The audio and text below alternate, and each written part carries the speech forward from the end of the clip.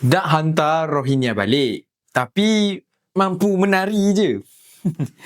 Sekarang Alip memang kerap tengok orang bangkitkan isu Rohingya dan masalah pendatang asing tanpa izin di Malaysia. Dan honestly, itu benda yang sangat bagus. Alip 100% menyokong masyarakat buka mata tentang isu ni. Alip nak make it clear yang Alip sokong usaha semua orang untuk menyelesaikan masalah parti dan penghantaran pulang mereka yang tidak mempunyai hak untuk tinggal di negara Malaysia. 100% Alip sokong. Tapi yang Alip tak suka ialah apabila orang yang sekadar buat konten dan kemudian diangkat sebagai pejuang Melayu terakhir melawan Rohingya. Ini adalah teguran kepada para pejuang melawan Rohingya.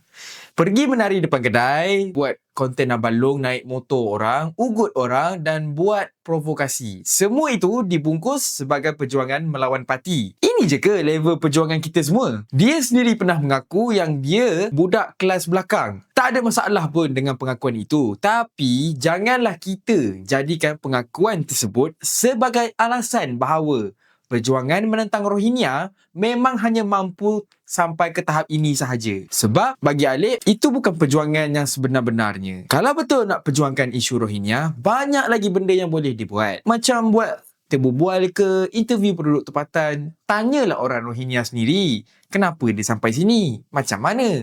Buat aduan rasmi, buat bantahan, buat protes. Tekan kepada orang yang betul. Siapa sebenarnya punca yang menjadi masalah Rohingya ni at the first place? Dekat luar negara, semua orang yang memperjuangkan isu imigran buat benda yang sama.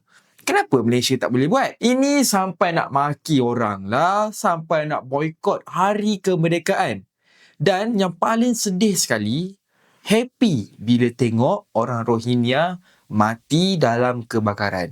Tengok sajalah komen daripada rakyat kita. Amat menyedihkan. Jangan tambah kebencian kepada dunia yang sudah penuh dengan kebencian. Kebencian tidak memadam kebencian yang lain. Ia hanya mencipta satu kitaran. Kemudian, kebencian itu diwariskan dan dibalas semula kepada orang lain. Jangan sekadar buat video clickbait. Cari mangsa untuk dijadikan bahan konten. Itulah beza orang yang benar-benar mahu menyelesaikan masalah dengan orang yang cuma mahu menghasilkan konten tentang masalah. Alip nak orang mendapatkan ilmu, fahamkan isu dan bincang untuk cari solusi. Tapi, yelah, ilmu ni satu benda yang susah untuk orang kita hadam kan? Penat. Lebih mudah berfikir guna emosi, bukan otak. Satu lagi benda yang Alip rasa penting, kita tak perlu hilang sifat kemanusiaan. Rohingya, walau apa cara sekalipun, tetap manusia sama macam kita. Jangan jadikan manusia sebagai bahan hiburan dan kebencian hanya untuk konten. Kita boleh tegas, tapi jangan hilang kemanusiaan anda. Sebab Malaysia sudah terlalu lama diperbodohkan oleh ahli politik yang menggunakan sentimen kebencian untuk mendapat sokongan. Jangan pula masyarakat kita diperbodohkan sekali lagi oleh content creator yang menggunakan kemarahan terhadap pendatang untuk mendapatkan views. Kalau benar nak melawan, naikkan tahap perjuangan. Jangan bangga dengan kebodohan. Tak penat ke jadi bodoh?